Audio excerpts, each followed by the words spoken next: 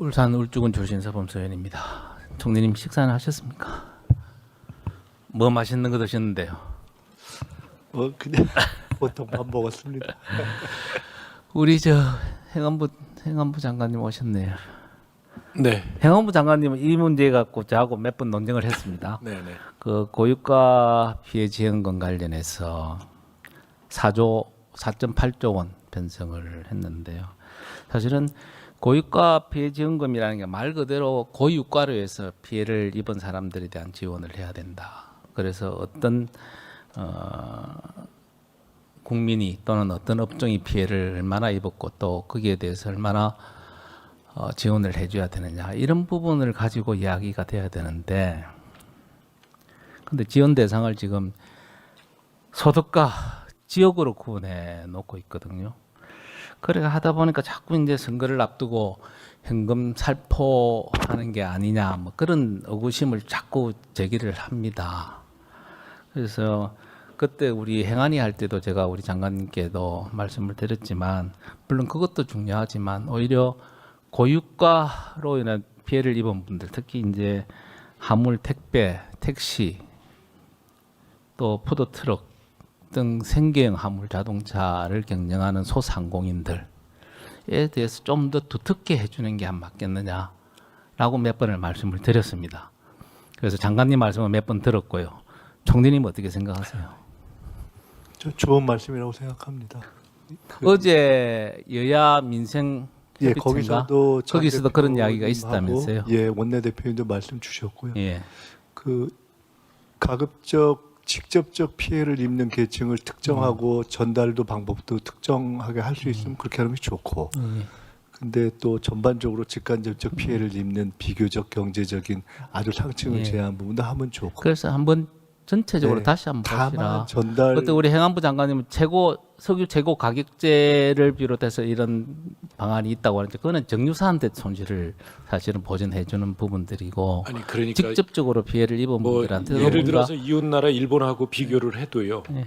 일본이 지금 저 리터당 우리 돈으로 환산을 하면 2,000 뭐한 제가 200원 그 말씀을 제가 들었지 않습니까? 그것을 예. 이제 최고 예. 가격 그런 부분들도 네. 있지만 정말로 아파하는 우리 민생에 신음하는 우리 국민들에 대한 부분들 좀 더 두텁게 좀 해주십사 부탁을 드리고, 그리고 또 하나가 이제 지방비 매칭입니다. 80대 20, 80대 20. 그래서 지자체는 1.3조 원 정도 부담을 해야 되고, 그저께 이제 대통령께서 지방교부금으로 9.7조가 내려가니, 그리고 1조 3조를 빼면 지방 여력이 재정 여력이 많다라고 하셨지만 9.7이라는 게 이게 사실은 지방 교육 재정 부담금까지 포함해서 그렇더라고요. 네, 거의 반반입니다. 그러니까 지방 교부세 정도는 4.6조 예. 정도 네, 되더라고요. 4.7 그래서 그런 부분들도 일단 확인은 하고 넘어가겠습니다. 그리고 특히 이제 제가 제일 문제가 되는 게, 저기 보시면 PT 한번 보시면 지방 이제 수도권에 10만 원, 작게는 10만 원, 그 다음에 비수도권 인구 감소 특별 지역이 25만 원, 그리고 기초수급자는 한 60만 원까지 많이 이제 차이가 납니다. 그런데 문제는 이제 80대 20으로 못 박아 놓으면 그 재정이 열악한, 특히 인구 감소 특별 지역 같은 경우에는 재정이 특히 열악하단 말입니다. 그런 부분에 오히려 더 많은 짐을 지울 수 있다. 그런 부분이 그 역진적인 구조라고 할 수 있거든요.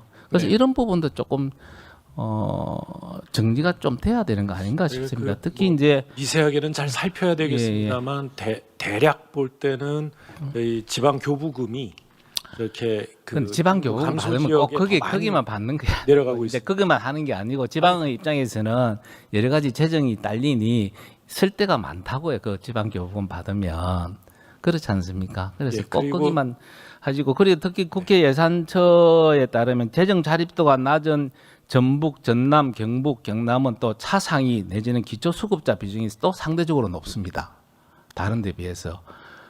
그래서 빈익빈 부익부 현상이 일어날 수가 있는 사항들이라서 지방비 매칭하는 부분에 대해서는 좀 더 델리케이트하게 좀 설계를 해주시는 게 안 맞겠느냐. 네, 그걸 잘 살펴보시죠. 지난 민생 쿠폰 할 때는 9대 1로 했었거든요. 9대 1로. 그럼에도 불구하고 많이 어려움이 있었다라고 지방자치단체에서도 이야기를 하는데 그 부분을 조금 말씀을 해주시고요. 좀 검토를 해주시고 그다음에 부대 비용 52억 또 들어갑니다.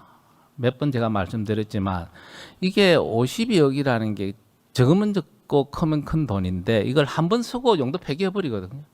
지난 코로나 시대 때도 그렇고 그다음에 민생 회복 쿠폰 때도 그렇고 또 지금도 그렇고 뭐 한 50억 이상 되는 돈을 넣고 없애버린다고요.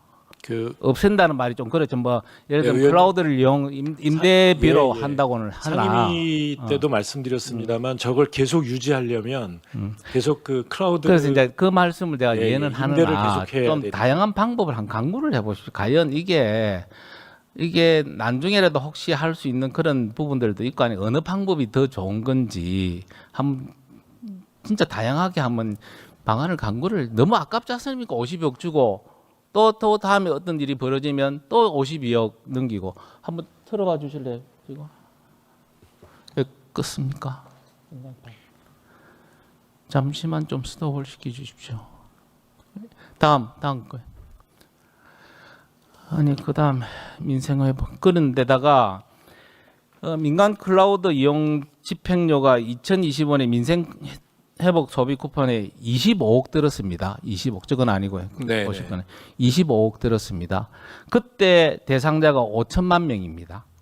그런데 요번에 고유가 피해 지원금은 3,500만입니다. 근데 29억이 들어요.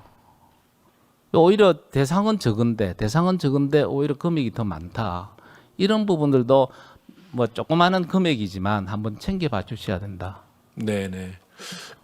그 한번 이런 적이 있습니다. 그러니까 코로나 때였나요? 처음 지원을 할 때 이 저 시스템을 저희가 이럴 때를 대비해서 유지를 하자라고 해서 그 이 서버까지 전부 마련을 한 적이 있었는데 이 쓰고 나서 그 다음에 그 서버하고 스토리지를 다른 용도로 써버리게 되더라고요. 예. 그러니까 결국 여튼 네 한번 전반적으로 전문가들 불러서 한번 그런 네, 부분은 다시 고민을 한번 좀 해주셔야 된다. 네네. 라는 이야기고요. 그리고 사회연대경제 청년 일경험 시범 사업 195억인가 이 부분 몇 번 제가 말씀을 드렸지만 과연 이게 청년 일자리 사업인지 사회연대 활성화 사업인지 잘 모르겠다. 어떤 조례에 하면 최대 49세까지도 이용할 수 있다고 돼 있거든요. 그래서 그런 부분이 과연 이게 특히 시범 사업을 기획예산처장님 시범 사업을 이걸 우리 그 추경에 특히 전쟁 추경이라면서요 이게 추경에 이게 시범 사업을 끼워 넣을 수 있습니까? 그래 시범 사업이라면 그래 급한 사업은 아니거든요. 근데 지금 청년 고용률이 알다시피 고령층 고용과 작년부터 역전이 됐습니다. 그만큼 매우 악화되는 것이. 그런데 이제 청년 고용이라는 게 꼭 전쟁으로 인해서 청년 고용이 낮아진 건 아니고 몇 년 전부터 추세가 누적된 부분 아닙니까? 더 그죠? 악화될 그러니까 상황 아닙니까? 이번 누적된 충격으로 인해서? 부분이라서 과연 이게 그래 전쟁 추경을 하는데 슬쩍 들어올 수 있는 항목이냐 하는 거죠. 제 말씀은 청년에 대한 부분 안타깝게 생각하고 뭔가 청년 일자리를 만들어야 된다는 건 동감합니다. 동감하지만 그러면 제대로 된 어떤 사업을 만들어야 되지. 이걸 이번 기회에 전쟁 추경이다 뭐 이렇게 시급한 추경에 슬쩍 끼어서 들어가는 게 맞느냐 하는 생각이고요. 노동부 장관님, 이런 사업 노동부에서도 하시죠? 네, 비슷한 사업이 있습니다. 비슷한 사업을 하시죠. 그리고 노동부 같은 경우에는 10인 이상의 네. 어떤 그 부분에 대해서 하시는 거죠. 네. 제가 알기로는 이번 추가로 223억인가 4천 명분에 대해서 그렇게 하고 있더라고요. 그러면서 고용노동부에서 하는 거는 10인 이상의 어떤 사회적 기업. 예, 사회적 기업. 네네. 그 왜 10인 이상입니까? 10인 미만도 이제 가능하게 하긴 협동조합 같은 경우에는 아니 그러니까 지금 고용노동부에서 하는 건 10인 이상이거든요. 예. 왜 10인 이상이십니까? 10인 이상으로 규정한 이유는 제가 잘 십- 모르겠습니다. 그거는 아마 시범 고용 아무래도 고용을 어느 정도 멘토링을 역할 그러니까 예, 10인 해야 이상이 정도가 돼야 전문가들도 있고 해서 청년들이 거기서 고용을 해서 배울 것도 많고 뭐 양질의 어떤 그걸 체험할 거 아니냐라고 해서 고용노동부에서는 10인 이상을 잡았습니다. 그런 걸로 난 그런 걸 알고 있죠. 네네.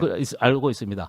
근데 그 반면에 행안부는 지금 비슷한 사항을 벌이면서 지금 10인 미만으로 하거든요. 대개 협동조합이나 또 그 중에서도 특히 사회적 협동조합 그리고 이제 중간 지원 조직이라든가 이런 마을 기업 이런 데가 10인 이상이 거의 없습니다. 그럼에도 불구하고 행안부에서는 여러 가지 양질의 멘토를 하기 위해서 제공하기 위해서 이런 거 해야 된다고 하거든. 과연 10인 미만의 그런 협동조합이 이런 데서 그렇게 양질의 멘토링을 할 수 있는 여건이 되느냐는 거죠. 그러니까 상근자를 말하는 거고요. 이 저 협동조합에는 조합원이 많은 데는 수백 명이 되고요. 협동조합은 조합원에 대한 교육을 기본적인 알겠습니다. 업무로 가지고 있습니다. 그래서 그런 부분들도 지금 정말 전쟁 추경이라면 전쟁 추경답게 그 요건과 목적에 맞도록 좀 해주셨으면 좋겠다 하는 말씀을 드리고 우리